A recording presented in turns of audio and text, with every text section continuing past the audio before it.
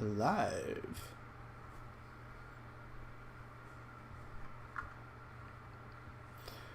Oh, my system seems to be lagging today. About 40 seconds in and just now getting it online. So, all right, welcome back to Growing Up in the Wilds of Suburbia. And I actually have quite a couple of questions that I'm going to be going over today. So let's get the intro out of the way here. So, it's Growing Up in the Wilds of Suburbia. I'm Chad Everbroshears, the host. Yeah, got some good questions, by the way. So I appreciate the feedback. For anybody that's caught the lag in the previous portion of this recording, I apologize. I'm not really sure. Maybe have to restart the computer. So anyway, not a big deal. All right. So Q&A. Some of the things that we're going to go over today is actually some really good questions, and I think they're thoughtful questions, so I appreciate them. And for anybody who didn't catch yesterday's episode, I did talk a bit about kind of just being you and being authentic, trying not to over-professionalize things and or try to over-exaggerate and create some sort of caricature of yourself or some sort of external celebrity that you're going to stress yourself out of over trying to maintain. So I find some of the most successful people I've ever met in my life have been very sincere and authentic versus some sort of contrived individual. If you think about it, if you build your world and success out of being, some sort of contrived or, feigned person, somebody you try to construct in their world, but it's not really who you are, when they finally see who you are, it's going to seem like an act of betrayal. If you're an author, you write a certain way, people meet you, and you have the frustrations that you have, or you just have the different persona that you present, it's a pretty good chance you're going to end up coming across as if you betray them.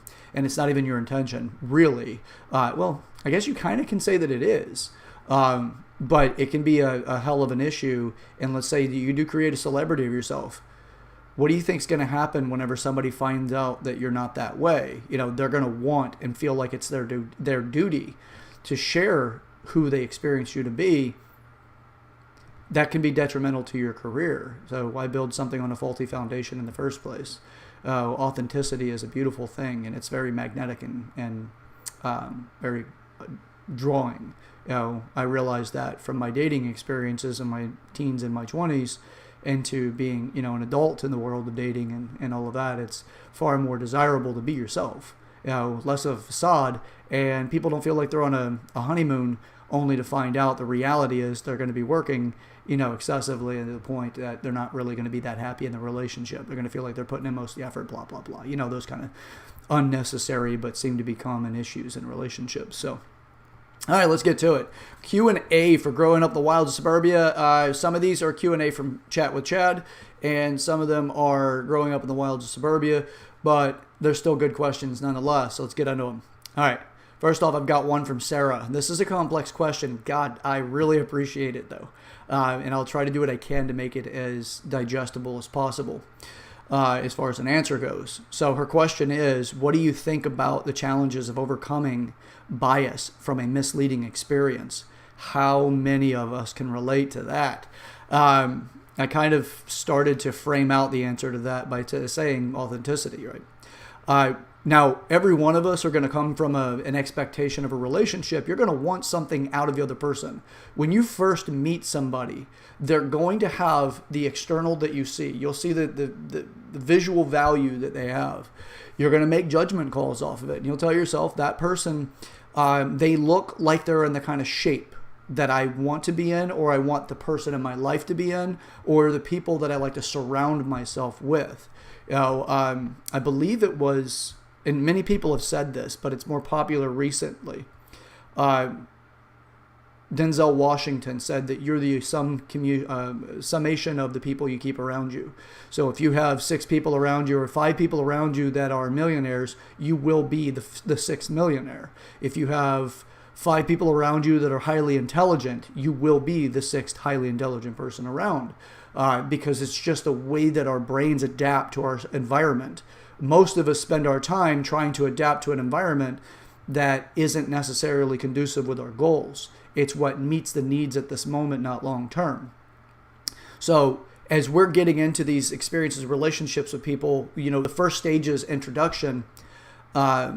you'll get, welcome, Veronica. You'll end up getting this idea of the person to facilitate something about yourself.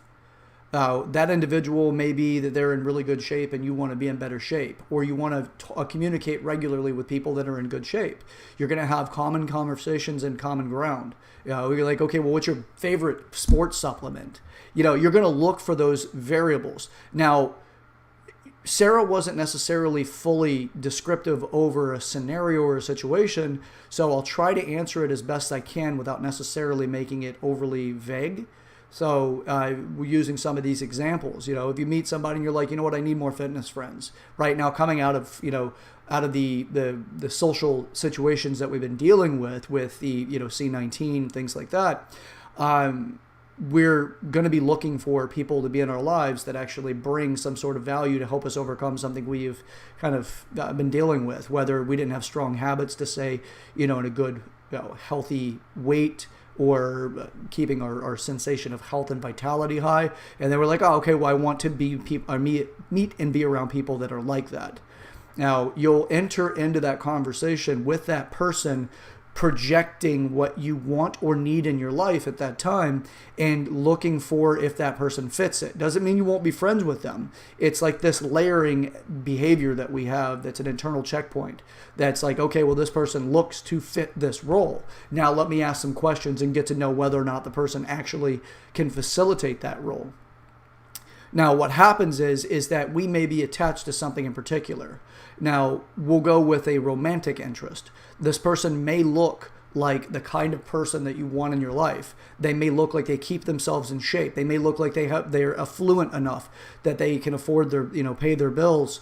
They look like they have enough of a joy versus work lifestyle that may be something that you've gauged yourself already. There's a lot of different things that we're going to put into it, but the initial is, are they attractive to you on the aesthetic? And then their sense of fashion, and then their mannerisms and behaviors, and then their interaction with you, and how all of that stuff gets reflected back to you, not just your observation of them in their environment or the environment that you have witnessed them in. Because it may not be their environment. They may be foreign to that area, and they may be holding something back.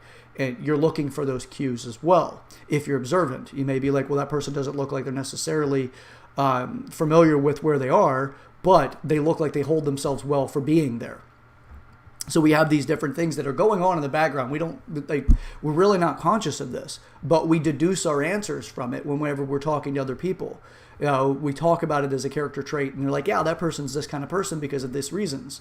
So you finally get to interact with the person. Now you're going to be coming up with different ideas. Now, to keep this very superficial in the sense of what Sarah's asking is, by that person misleading you, they really didn't mislead you, or being misled by the experience is the environment, what you're projecting onto the person, and how you're perceiving what they're saying to you and interacting with you, or how they're interacting with people around you. You're formulating an idea about the person. It's just setting an impression. So, and then from there, you continue to build out on that expression or that impression and find out how well it meets your needs. So you're speaking with the person and they come across being, sincere, that they seem like they a lot of times people go to the subjects they're strong in because it makes them look better by discussing that subject. Not often do you find people that can be extremely versatile or listen to you and then have a deeper level conversation. A lot of times people give the introduction as like a resume. I am this kind of person. My go-to is obviously looking at people in an insightful way so that I can better understand them and get them to understand me. So it's a strength that I have, and I will default to that. But I prefer from that strength to ask questions and to be present to that person. That's not as common, but it is something that people can do and that we often kind of want to do, but we don't necessarily do, right? Because sometimes we want to prove ourselves over understanding somebody else. So that may leave an impression on you, where you may be like, you know what, this person is, they're attractive. They look like they keep themselves in good shape, physically or aesthetically attractive. They look like they've got a good sense of fashion, like me. Not really. I've got a shitty sense of fashion. But anyway, I'm bland. But anyway, so you have these different things that go into the game, and you find out something deeper. You find out that perhaps you just ran them out of their strength. And I don't mean like you chased them off of it. You had them get to the end of their strength. You know their strength now, and they've run out of subject. They've run out of talking points. They don't seem like they have the same depth in other areas. By the way, we are always gauging 8 different areas of maturity with people. It's just a lot of times what you pay attention to is what actually reigns the highest in that hierarchy of needs, which is maybe the person is financially capable and they are attractive, whatever those variables will be. So you set the impression. You may not be misled by their statements, but by their behavior and your needs. And then you find out, shit, I have a bias here. You may not say that. You may, and most of the time, people will just blame the other person. They're a liar. They're a faker. They're a fraud. No, they're not always. Sometimes you're the one that put your false perception into their place because you're projecting your wants and needs. Enter modern day dating and the character assassination that people go through on social media. This person's a horrible person. You should never like them. It's the cancel culture movement kind of concept, but into the relationship arena, intimate relationship arena. So with that, if you have more questions, by all means, please ask them. I'm trying to keep this as simplistic as I can without actually having a conversational partner in answering these questions, because to me, these are going to be some fairly simplistic and overall superficial positions on it. And it doesn't mean a negative by any means. It's an introduction concept. Right? We're already doing it. Sometimes we're just so unaware of doing it that we're surprised at ourselves when we find out. Sometimes we're surprised at ourselves when we find out without clarity. We're just like, oh my God, I was being kind of a jerk. And the clarity seems deep to you, but yet really that's still on a superficial level because you don't know why you did it. You don't understand the deeper motives to it. You just know that you realized that you were kind of a jerk to the other person, but you were trying to blame the other person for being a jerk to you. So you're establishing these types of positions. Now, as you establish these positions, you will have your biasness that steps in to try to defend your position, because that's usually where you can find your bias is the defense that you're mounting against that other person. So look at it, critically assess it, because once you've established that, you can be sincere about it and be like, look, man, I was a jerk. I'll share this with you, and this is really, it had me crying like a freaking baby. Like, absolutely had me crying like a baby. There was a thing that's called the advanced course through Landmark Education that I went through, and this is back like 10 years ago.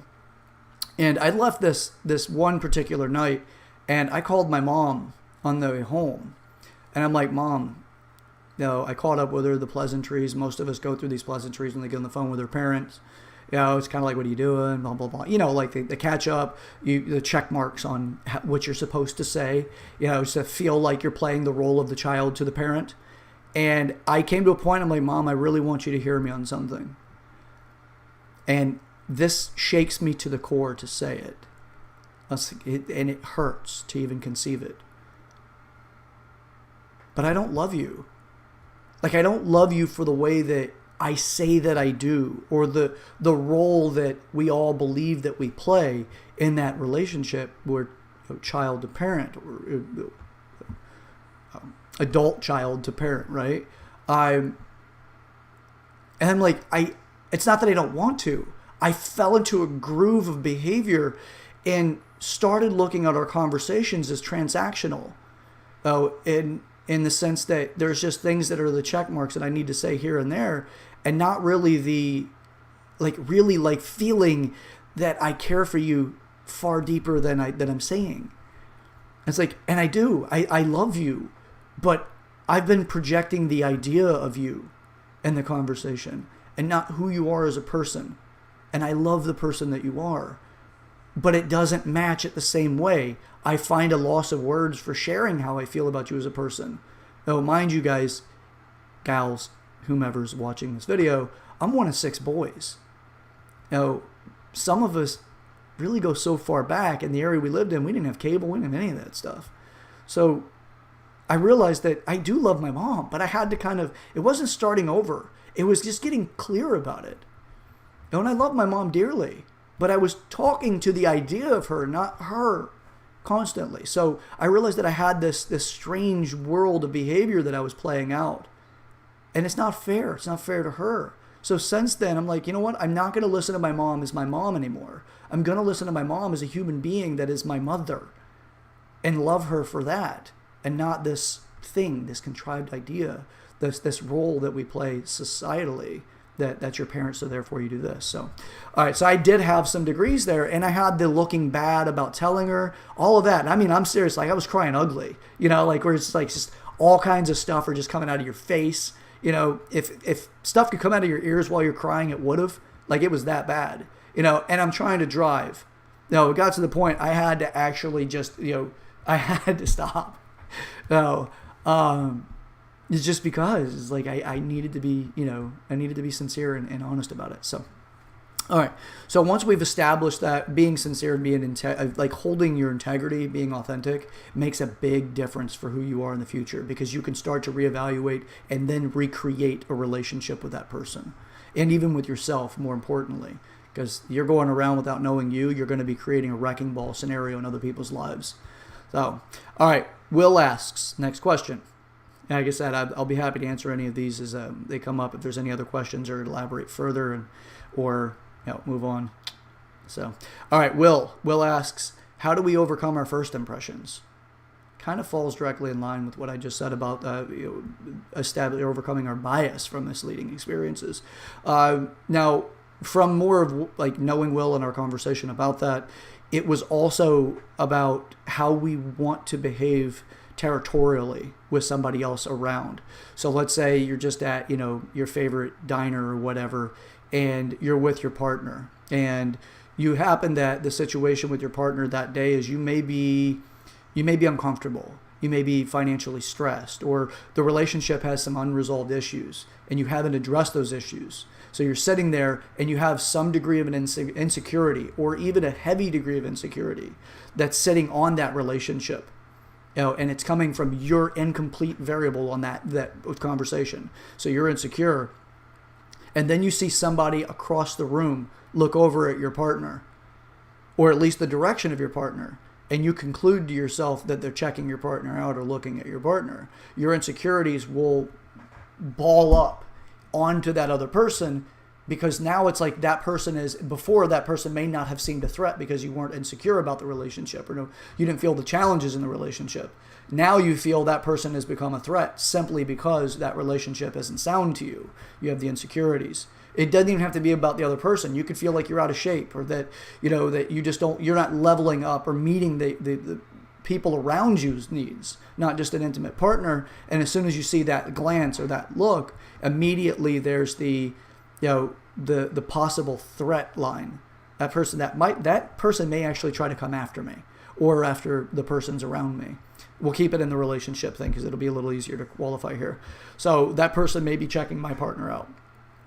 Now, instantly, I need to be aggressive or concerned about the way that person's looking at my partner and defend my territory. And that person may just simply be looking for their waiter or waitress.